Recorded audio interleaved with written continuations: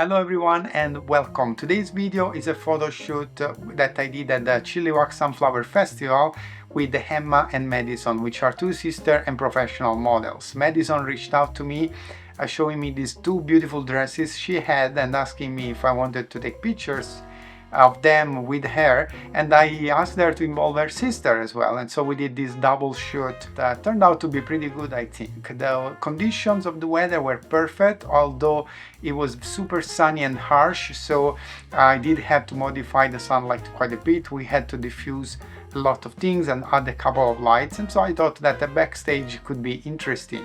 So in the backstage there is no audio, only my voiceover, and it was shot by my assistant that day and my old student Sukhjit. You guys can see a little bit how I approach the modeling, the posing, as well as the lighting, which is the most important part. All the pictures of the shoot of that day are at the end of the video. I don't usually edit the pictures too much. There are some blemish refinement or removal and a little bit of contrast and brightness manipulation, but that's about it. And I hope you can watch through the whole video instead of skipping to the last part, because there can be interesting things for you to learn. If you like it, give me a like, subscribe to this channel, share it with your friends, and if you want to see more of this kind of stuff, leave me a comment below. That said, I leave you to it. Enjoy. What you're seeing here is my production cart that I use to drag all my gear around, and also another pulling cart that is also very useful. When I start a photo shoot, I always brief the models on what's my idea, what's my plan, just to make sure that we are all on the same page, and it's always a good way to also start a conversation and see what they think and how they feel about that. Here I'm taking out of my bag the Z8, and I have shot most of the photo shoot with the 85 1.2, the 135 Plena 1.8, and I think a few shots with a 35 1.8s. Before calling the models, I do a few test shots and I check the exposure, not using a light meter in this photo shoot because it's pretty straightforward. And I also check what kind of neutral density filter I want to use. In this case, I started using a variable neutral density. Here you can see Madison started posing, and I have still to figure out the composition and the depth of field that I want, based also on the sunflowers in the background. And after that I start adding lights. So I put the tripod, obviously, and then I add the flash on top of it. In this case, these are cheap flashes, nothing fancy. I keep it light this way, and the flashes are strong enough to do most things, and you can easily double or triple them to get a stronger light. And I'm also adding some modifiers to the flash. In this case, I'm using a tool that allows me to use bow and mount video accessories onto this flash, and I have this reflector there, and then I also add the diffuser on it.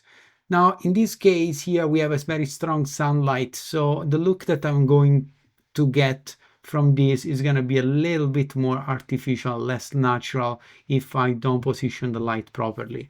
So in this case I'm just using this flash as a good fill light and letting the sun do the rest. The neutral density filter on the lens is essentially the factor that determines the exposure, and then the light is filling in the shadows to avoid having her face and especially her eyes too dark. So here we're trying a few different poses. Madison is very good at everything, so you don't really have to tell her much what to do unless you have very specific instructions. She knows exactly what are her strengths and how to pose for the camera. And here we are just starting, so in any case it was more of a warm-up than anything else. The photo shoot keeps going, and I'm checking a few images back and forth. Here you can see the 85 1.2, and every so often I change the intensity of the flash. Now the flashes that I'm using are remotely controlled, and I can change the power from the camera. Eventually I decided that the little diffuser wouldn't cut it and that I wanted a bigger fill, and so I added this bigger diffuse that Sukhjit is holding up, and this helps massively because creates a much more diffuse look, obviously, but also expands the fill quite a bit. So of course this requires a bit more power from the flash, but it does a much better job at filtering the light and creating a more glamorous look as well. Here you can see Madison's sister Emma, and I am explaining her how I like to pose the model, and also just to warm her up as well, I tell her how I work. I haven't shot with her before this photo shoot, so she is not used to my directions, but I think we did a good job, and she is also a professional as well, so she knows what she needs to do. Here I'm showing her some photos. It's always good that you do that with your models, make her feel involved. I'm adding a golden reflector here because I want a little bit of an extra bounce of gold light on her face. You will see that as I move it, she's gonna get a little bit of that reflection in her face. Now this is very taxing on the models in terms of brightness, so I tend to ask them to close the eyes and just open them when I want them to get the shot.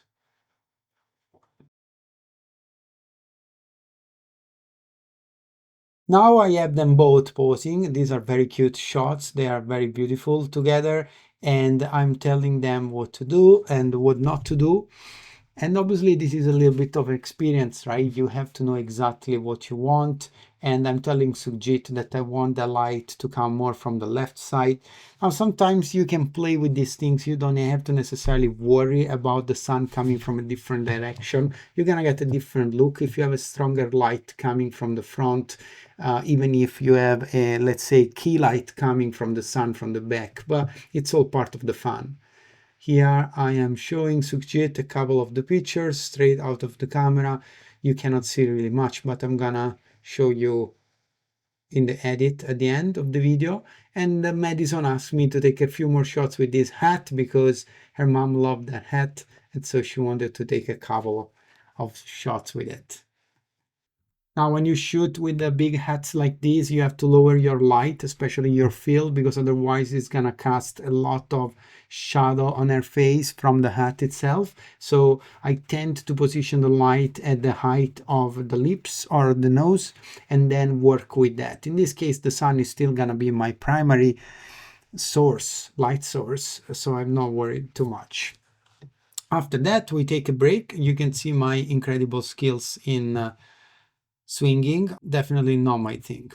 Here there is a couple of shots of the cart with a couple of accessories that I brought to the photo shoot, the little stools that we are using to have the model sit. Always very important to bring this kind of stuff. Always keep in mind that the model will need to sit on something and not necessarily you have it on the set. So if you are not sure, bring something. Here you can see them together for a couple more shots. These are very beautiful dresses that they were wearing, and I think they complement perfectly the environment, the background as well. And then after that, I took a few more shots and there was time to take a break and have some fun. You can see that's how the sisters like to have fun. Here I'm showing you now some of the final pictures. There is very little editing. I don't like to edit my pictures too much, just basic exposure editing, not too much painting with the exception of maybe a couple of blemishes here and there. But these pictures are the result of our work. I love photo shoots like this with models that are so spontaneous and so happy to do the work because everything keeps a very fun attitude and it's a very joyful day of work. Madison and Emma are great models. I am linking their Instagram down here if you want to reach them out for photo shoots. They're based in Vancouver, BC, Canada, and you will see them on other backstage videos that I will do. I hope this was interesting enough, even though it's not really a tutorial, but gives you an idea of my process. That's it. I hope you enjoyed the video, and if you liked it, give me a like, leave a comment below, let me know what you think about it. If you want to see more of this kind of stuff, subscribe to the channel and share it with your friends, and I will see you in the next one.